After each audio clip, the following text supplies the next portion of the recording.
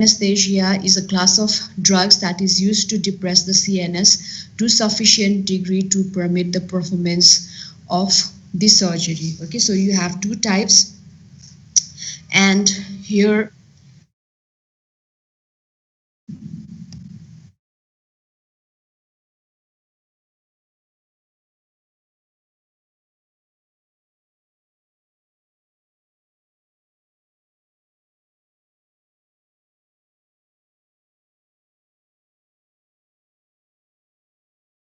so you have okay, so you have two types. Okay, we are talking about general anesthetics here. So for the anesthetics, okay, they require certain requirements for a drug to be known as an anesthetic drug. There will be a certain requirement, and the three important criteria that a drug should have to be called or known as your general anesthetic drug will be your unconsciousness. The drug should be able to provide unconsciousness, then analgesia, that is painless thing, and amnesia. Okay, so these are the triad for a drug to be called as general anesthetics. And above beside this, okay, so there can be loss of sensation, okay, immobility or muscle relaxation, and the abolition of reflexes, so that the surgeries can be carried out very smoothly. So as I've told you that there are actually two types of anesthesia, local and general one. So general is kind of acting through the CNS, whereas your local anesthetics are mainly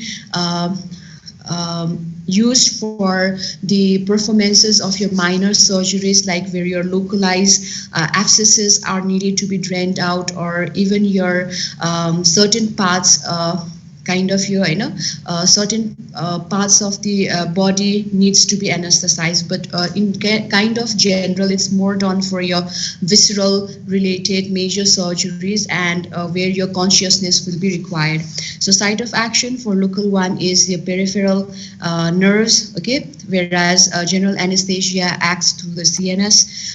The area anesthetized by a local anesthetic are only restricted areas, like certain parts of the hand, or I gave you the example of certain drainage of the abscesses or in certain part of the body. But whereas your general anesthesia act on whole of the body, your whole of the body will be laid to sleep. Okay, so consciousness is lost therefore in the general anesthesia, but in case of local it is kind of not altered.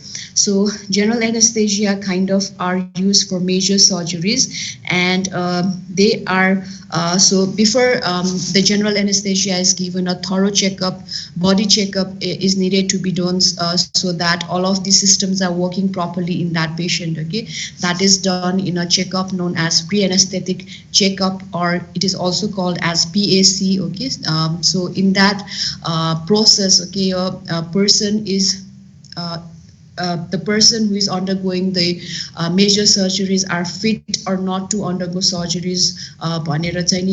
Pre-anesthetic checkup, they are all screened for the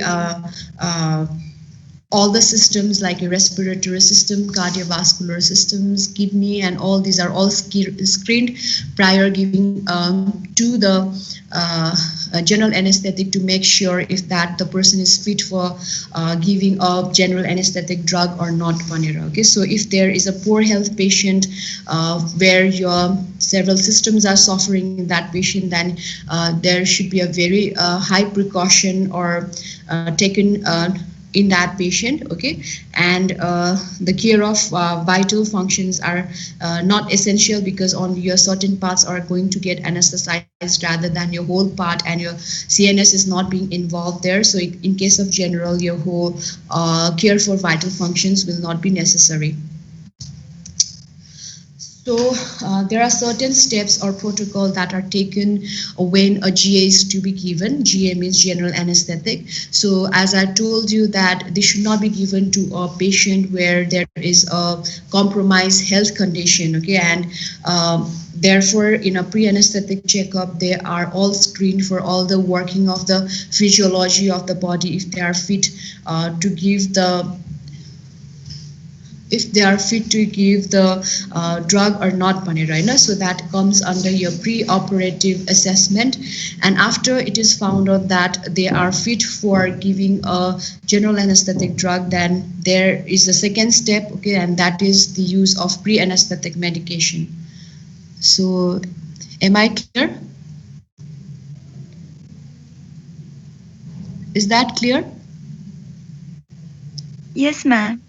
Okay, so the second step would be the use of pre-anesthetic medication, and this is also one of your learning objective. You know what are pre-anesthetic medication and what's the importance of pre-anesthetic medication, Manira. So you see your general anesthetic drugs, they come up with various of side effects, and also the person undergoing the surgeries go through a lot of stress and anxiety. Okay, and it is to be made sure that the experience of undergoing the major surgeries are less of a nightmare and okay, less of an anxious process. And for that, a group of drugs are given beforehand giving the general anesthesia, so that are called as your pre-anesthetic medication. Okay, so pre-anesthetic medication means these are the group of medications which are given before anesthesia. That is your which anesthesia?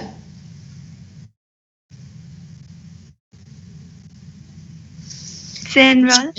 General, you know. So prior to anesthesia, that is general anesthesia, your certain drugs are administered, okay, in order to make the anesthesia and the process of surgery more safer and pleasant. And since they are given before anesthesia, that is the general one, they are called as pre-anesthetic medication. Okay, so their main objective is to decrease the anxiety because their persons are undergoing through a lot of anxious notions and all, okay, and provide amnesia for pre-operative period, or even if there is pain existing in patient undergoing these surgeries, certain drugs can also be given to relieve the pre-operative pain, and above all also to decrease the side effects that is related to anxiety. So next step would be your anesthesia, giving of general anesthesia. Now also the giving of anesthesia occurs in two steps. Okay, one is the induction stage, which is given through your IV anesthetics, because IV anesthetics, as we know, the route of administration is mainly advantageous because they show rapid onset of action. Okay, and because of that, your induction will be very much faster, and while that is maintained through your inhalational anesthesia. Okay, so inhalational is for maintenance, and induction is through your IV anesthetics. So after that, while the maintenance of anesthesia is there, your process of surgery will also be performed by the surgeons, while the anesthesiologist will look after the maintenance of anesthesia. And when the surgery process of surgery is over, okay, so you withdraw the inhalational anesthesia and recover the patient to the normal surrounding.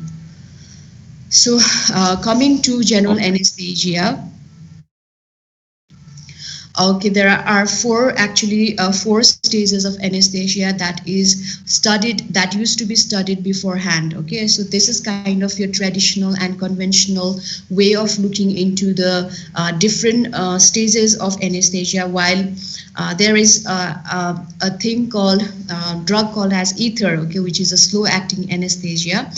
And in this, okay, your typical signs and symptoms were studied, okay, and therefore they were properly regarded as this stage and that stage manera. But now with the more of a better drugs and modern drugs of your general anesthesia being discovered and being used, some of these stages are actually not there. Okay, and what I meant to say is that when the studies of anesthesia, the general anesthesia were being done, okay, so these were a kind of stages where the anesthesia used to progress, and that was called as stages of anesthesia. So here higher to lower areas of the brain were involved. So first the higher areas of the brain were depressed, and then slowly the lower parts of the brain were being involved.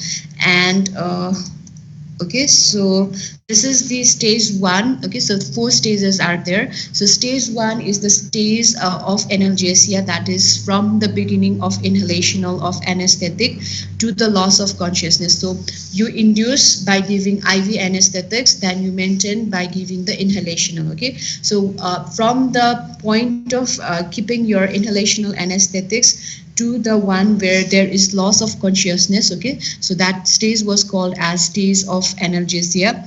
So the patient, they were conscious but they were drowsy, and however the responses to the painful stimuli were found to reduce. Okay, so since the painful stimuli responses were not there, this was referred to as stage of analgesia.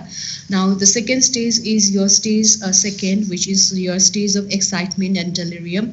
And as I've told you that this was only the one true for the traditional type of anesthesia that were used, but the modern anesthetics, they don't actually go through this stage, okay, where there is the loss of consciousness to the beginning of surgical anesthesia. So this in this stage the patient usually experience the patient usually becomes violent, and they begin to shout and lots of more crying and violent behavior. It's kind of a dangerous state, and therefore the modern anesthetics procedures like the other drugs like your propofol and all, they are designed in a such a way that they eliminate this stage. Okay, this is seen and is true for a slow acting drugs like your ether. So stage 3 is your surgical anesthesia stage.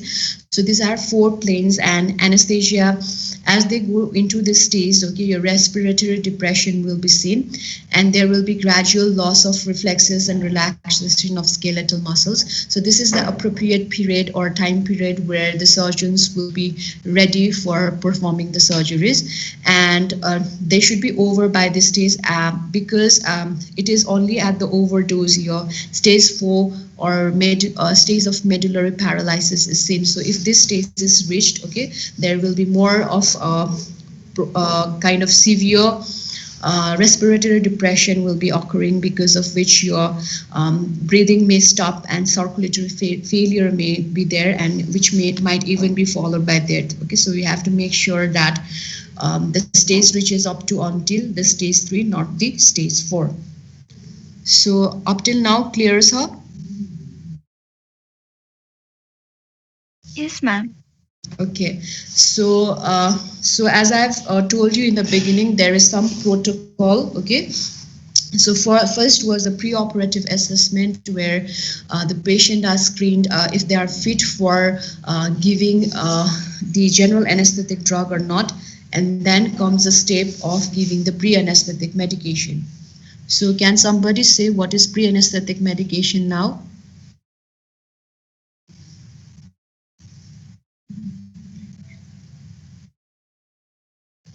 Can someone say what is it, Manira?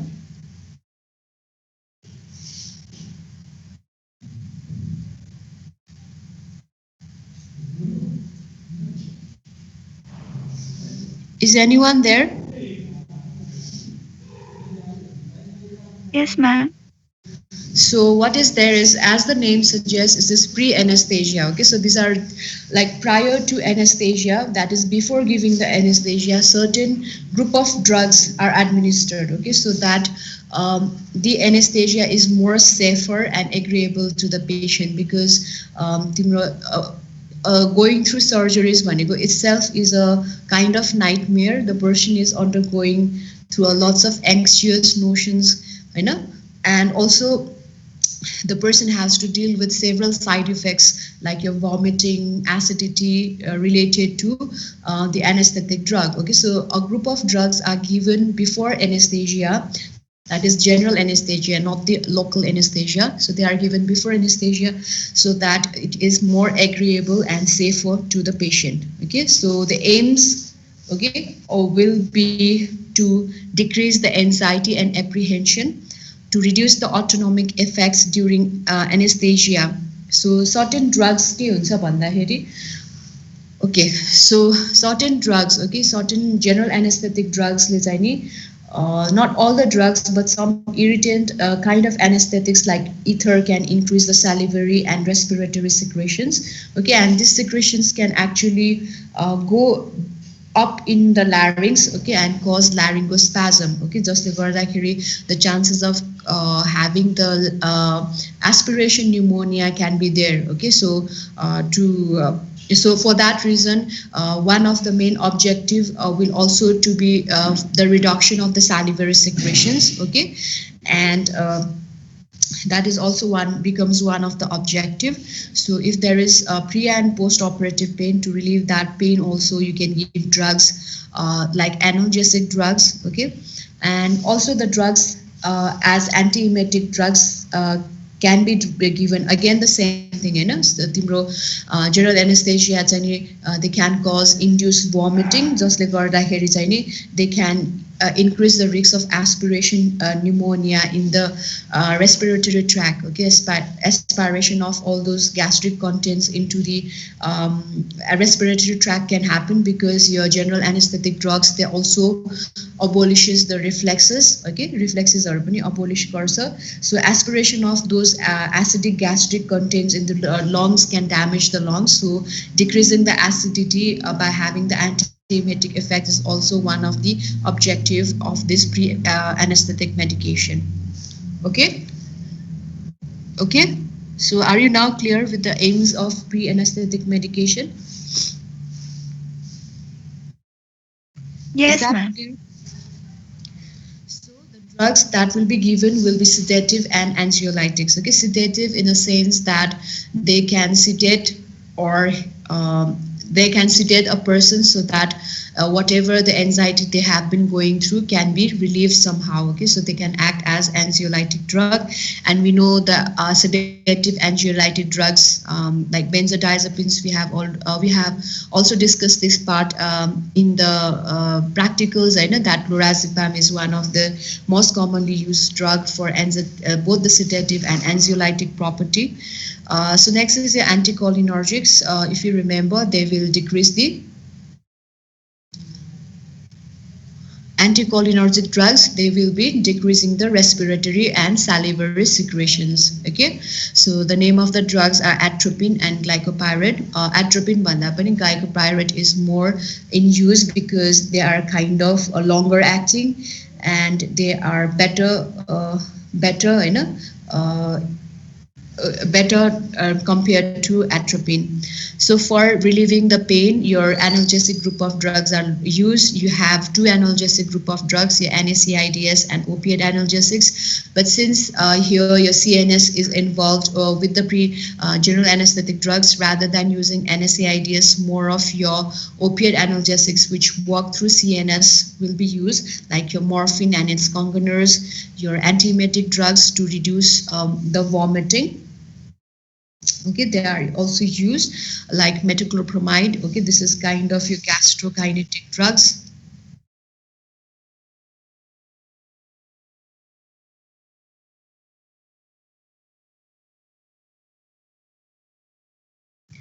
Okay, are you there?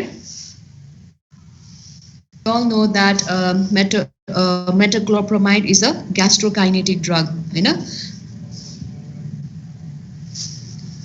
Okay, it is a dopamine antagonist that promotes the gastric motility, so thereby it can favor the antiemetic effect. Okay, and to inhibit the gastric acidity and stress ulcers. Gastric acidity is one of the like kind of a very common common thing related with the use of the general anesthetics, because we need to decrease the acidity related even with the stress that anxiety going through. So we use H2 blockers, which is anti these are the drugs for reducing the acidity. So you can give ranitidine, famotidine, etc. So there is also a drug called as dexmedetomidine, which is a very recently introduced drug.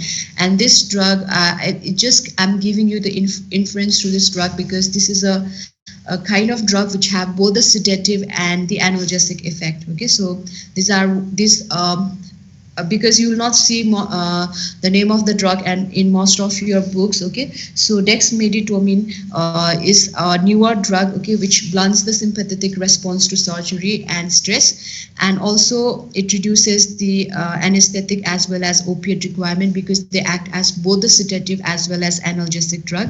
And now they have been common in routine use, okay, for the short-term sedation and intubation and ventilated patient in ICU setting.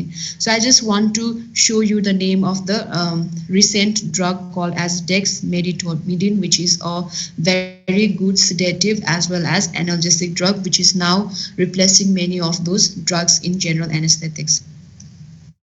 So coming through mechanism of action for the drugs, okay, you're not only one mechanism is being proposed. Okay, there are several of the mechanisms that is drugs. You see with the other drugs that they work through one particular mechanism which is under the same pharmacological group. With the general anesthetic, you will find that there are various mechanisms through which the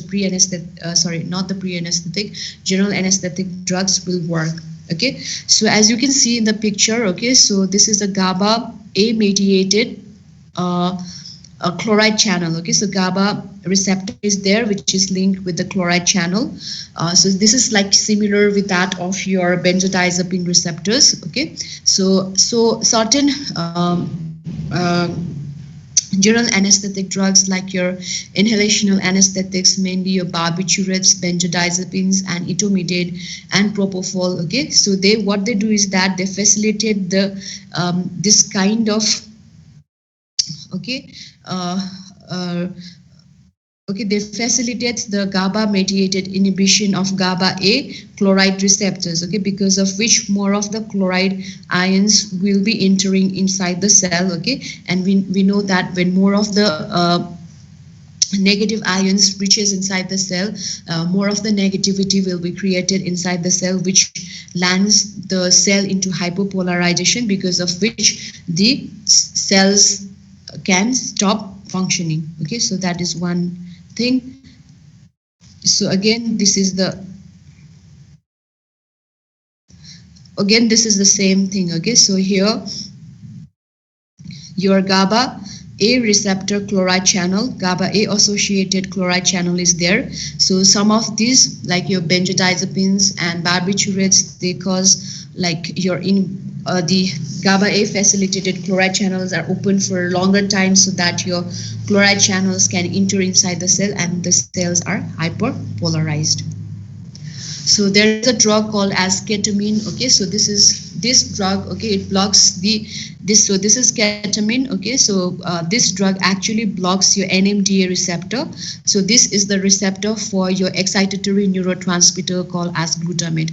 Again, when these are inhibited, your action of glutamate cannot be propagated through the receptor, and therefore the cell, the propagation of the cellular, the propagation will be abolished, and therefore the cells will again stop the action potential. Okay, so and next drug is your enflurane and isoflurane. Okay, and this drug, what they actually do is that they will decrease the duration of the opening of the nicotinic receptor. So nicotinic is the receptor for your acetylcholine. Okay, so they decrease the excitatory effects of the acetylcholine on its nicotinic receptors. So by affecting the neuronal membrane proteins also, okay, different neuronal proteins ma pani, by affecting that they will disrupt the neuronal firing and sensory processing in the thalamus, because of which there will be loss of consciousness, and uh, also there will be the analgesic effects. Okay, so for the mechanism of action, you have to know that there are not only one mode of mechanism, but there are various mode of mechanism. One of them is by causing the hypopolarization of the cell by acting through your GABA A mediated chloride channels, where more of the entry of chloride into the cell is made possible, because of which cells are hypopolarized. Next mode is your for the drugs like ketamine, where your receptors for the excitatory neurotransmitters like glutamate will be inhibited. So the name of that receptor was, what was the name of the receptor for glutamate? NMDA. NMDA receptor. And next mode of action was by opening the facilitating the opening of your nicotinic receptors for acetylcholine, so that your that is one mode of action. And in the thalamus also, by inhibiting the spiral neurons or firing neurons, okay, they cause consciousness and also other analgesic effects. So third step would be your, what is the third step for the protocol of approaching general anesthetic?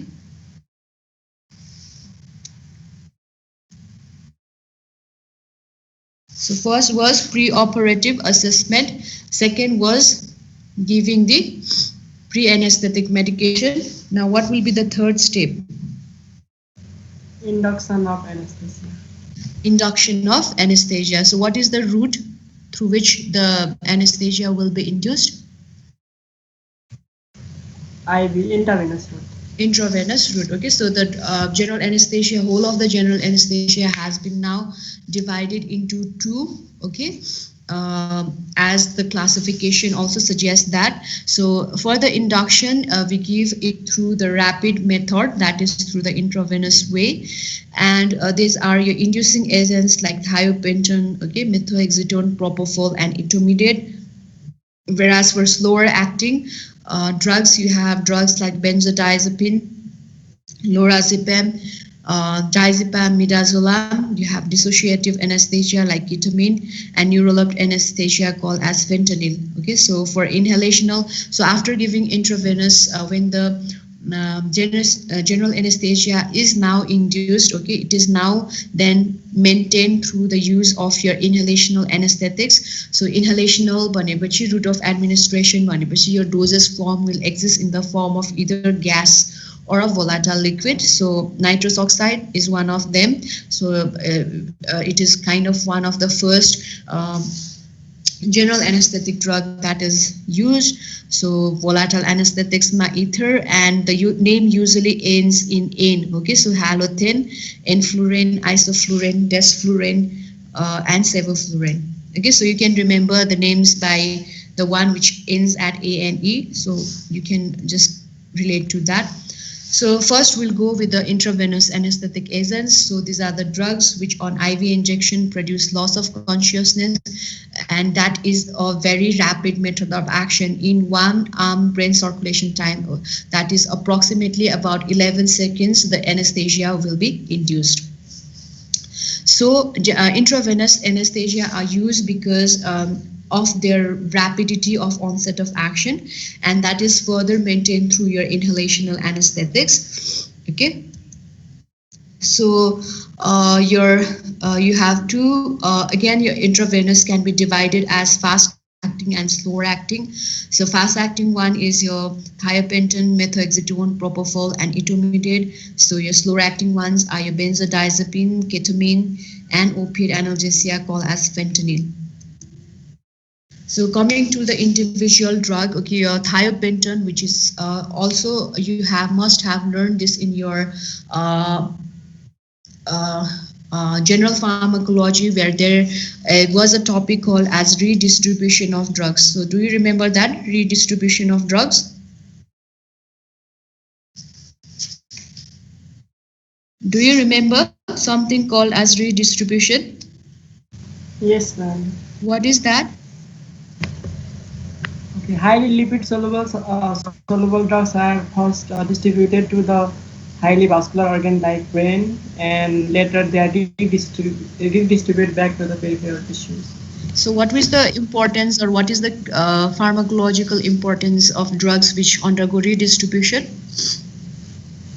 There is a rapid termination of action. There is rapid termination. Okay, these drugs are very short in action. Okay, and the one drug that is there is known as your thiopentin. Therefore, they are all, since these drugs undergo redistribution. Okay, so they will have a rapid termination, and therefore they are called as ultra short acting drugs also. Okay, is that clear? So your friend has already explained what is redistribution vanera. So thiopentin undergoes redistribution. Okay, because of that reason they have a very short action. Okay, and therefore they are called also as a ultra short acting drugs. Okay, so mechanism of action is your GABA facilitatory. So GABA facilitatory means they will mediate the opening of GABA A mediated chloride channel, and therefore cause hyperpolarization of the cell. Okay, so hyperpolarization bhayeपछि there will be no propagation of the action potential, and therefore unconsciousness and all will be there. Also, it depresses the reticular activating system, which is a system that is responsible for controlling the consciousness. So when this is depressed, okay, so there will be unconsciousness. So pharmacological actions include analgesics. So I have told you in the beginning that for a triad or for a drug to be to be called as a general anesthetic, they should have certain requirements, and analgesic is a very basic requirement. So they are analgesic drug. So they are also anticonvulsant drugs. So anticonvulsant भनेपछि they are used for controlling the convulsions, and mainly used for like your controlling the jerks. Okay, and they will be also one of the drug that is used for your a condition called as seizures or epilepsies. Okay, so also they depress the that is the muscles. Okay, so they are weak muscle relaxant and also cause respiratory depression. The uses, because these are ultra short acting drugs and used as an IV drug. Okay, so their main use will be for the induction of general anesthesia. That will be the main use of the drug. And since these are also anticonvulsants, okay, they can be used in a case called as your refractory status epilepticus. There are other drugs for epilepsy. तिमीहरूले epilepsy पढ्यो theory-मा? छैन होला है? Have you been taught? Okay, so epilepsy-मा तिमीहरूले पढ्दाखेरि you'll be very clear about this. Okay, so one of the other drugs are the main drugs like your phenytoin and carbamazepine. So any of the drugs are when they are not working in certain situations for controlling the jerks and convulsions. Okay, in that refractory case, your thiopentin can also be tried because they are also anticonvulsant in nature. Okay, so ADR-ma they include respiratory and serious depression. There can be post-operative disorientation, but these are not common with thiopentin because they are given through IV route. During the process of injecting, okay, the veins, tissue necrosis when if the process is not appropriate, okay, in that case tissue necrosis can occur, even your gangrene, ulceration, and thrombophlebitis, that is your vein inflammation because of the thrombus formation can also occur. So this drug is to be contraindicated during porphyria, okay, anaphylaxis, and hepatic and renal disease. So next drug is a drug known as propofol. So again, the mechanism of action is GABA facilitatory. Okay, so GABA facilitatory भनेको थाहा छ अब? थाहा भयो हैन? You can explain. Yes, ma'am. के हो? What is that? There is a increase in the GABA A mediated chloride channel opening, so hyperpolarization of cell occurs. Okay, Okay, so that is the thing. So compared to sorry, so compared to thiopentin, okay, they are not analgesic. Okay, so to boost the analgesic effect, now we have to use another analgesic drugs like morphine and all, so this is also not an anticonvulsant drug, but however they cause both cardiovascular and the respiratory depression.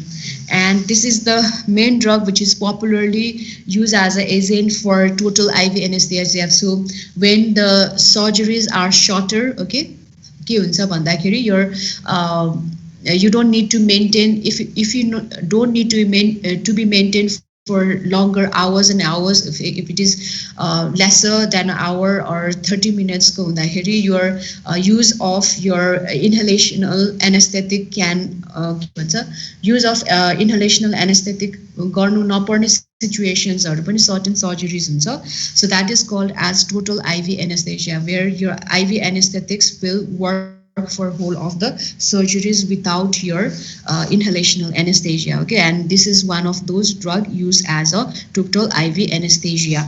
So they are agent of choice for day care surgery, where you don't need to keep the patients post-operative and manage the patient for a very longer time in the post-operative room. Okay, so in that also your propofol can do. So this is again main thing you have to remember is this is a IV anesthetic, and therefore they are mainly used for the induction of GA. So since they cause a respiratory depression as well as cardiovascular depression, so apnea can occur, hypertension can occur, and with the injections we know that the painful experience can be there. So they should be contraindicated for hypersensitivity to propofol, and since they cause your cardiovascular depression, so it cannot be used in cardiovascular disease or any of the cerebrovascular diseases like stroke or your transient ischemic attacks and all. So next thing is called as your ketamine. Okay, so ketamine like ketamine, so that is the main thing that is very much asked with the drug called as ketamine is why are they called as a dissociative anesthesia. Okay, so ketamine is a very popular kind of your IV anesthetic drug in it, and it kind of produce like trance-like state हुन्छ नि, जुन like trance-like state भन्नाले it is characterized by intense analgesia, immobility, amnesia, and a feeling of trance-like state भन्दाखेरि a kind of feeling of dissociation from your actual surrounding. Okay, the person actually can't relate, like he feels like the body is one thing and the mind and soul is another thing, like he will undergo through a trance like state. Okay, so that is like kind of it is like feeling of dissociation. Are you getting the point? So the ketamine distorts the user's, I mean to say that it distorts the user's perception of sight and sound and produces a feeling of detachment. It feels like your body and soul is one thing and the surrounding is another thing. It is like more of like the person is not able to connect to the surrounding so much as easy as another drug. Okay, it seems like to be a dissociated or disoriented from the normal surrounding. Okay, so that is the thing why your ketamine is called as dissociative anesthesia. बुझेको हो? So मैले भन्न खोजेको बुझेको हो? बुझ्यो ma'am. बुझ्यो? So there is kind of more dissociation, disorientation, more of like timro recovery to the surrounding will take a very longer time because the person is disoriented because these are your dissociative anesthesia. They kind of like they will not give a name. They kind of have a feeling of detachment of their body from the surrounding. Okay? Like disorientation, maybe mainly the disorientation is very much longer and very much intense with the drug called as ketamine. Therefore, they are called as the dissociative anesthesia. So always remember, ketamine, mainly your MCQs or they can ask which of the following is dissociative anesthesia bhanera. So the name of the drug is, what is the name of the drug?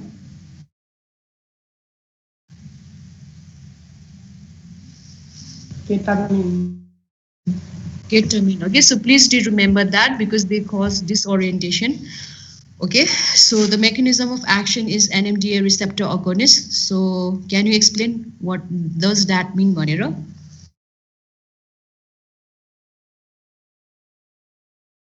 So there is a excitatory that should be antagonist. Okay, this is wrong here. So glutamate is an excitatory neurotransmitter, and they antagonize their receptor called as NMDA receptor. So therefore, they are NMDA receptor antagonists. The pharmacological action includes strong analgesia, which is one of the founding principle for a drug to be called as a general anesthetic. So you have to always remember this as a synonym for ketamine, which is your dissociative anesthesia. Emergence reaction, same thing. It is like disorientation and sympathetic stimulation is caused. So they are mainly used for head and neck surgeries. Again, the thing is that they are IV anesthetics, so it will be used as induction agent in the persons such as having asthmatics, because you see your drugs like propofol and other drugs were causing respiratory depression. This as a major side effect, adverse effect. So ketamine will be safer in asthmatics, shock, and even children. And it is combined with diazepam. They are used in short surgeries like your angiographies, cardiac catheterization, and trauma surgeries. And the most common ADR for the drug ketamine is hallucination, because these are the dissociative anesthesia. Therefore, this is the most common and more intense kind of adverse effect related to ketamine. Okay, so hallucination and emergence reaction, the same thing, disorientation and all. But however, they are also found to cause the increase in intraocular and intracranial pressure. Okay, so they are not used in psychiatric disorder because of the relation, I think, with the more of your intracranial tension in CNS ma ADR pokole and ischemic heart disease, hypertension, and congestive heart failure ma pani they are not to be used. So I think I will end the session here. So in the next session, we'll be continuing with the inhalational anesthetics. Okay? Okay, ma'am. Okay. So, case ho.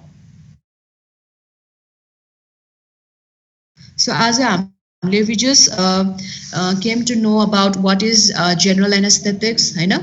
So what is the difference of the general anesthetic with the local anesthetics, I know. And we also came to know about the protocol or the approach that is there for the general anesthetic. We learned about the pre-anesthetic medications, what are they, and what are the clinical importance of the pre-anesthetic medication Vanera. And we learned about some of the drugs under the intravenous anesthetics. Okay, so as a हामीले त्यति नै discuss गऱ्यौँ. के केही छ सोध्नु पर्ने question नबुझेको भने we can, otherwise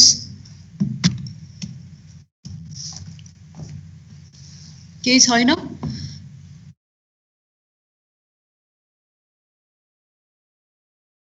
Nothing. So then I think I will take a leave this away if there is nothing to be discussed. So please go through the chapter in your book. Okay. So we can discuss in the next class. Okay. Yes, ma'am. Okay. So what? Thank you, ma'am. The attendance, because I'm using another laptop and I don't know how to download by that, you know. So can you just viber me?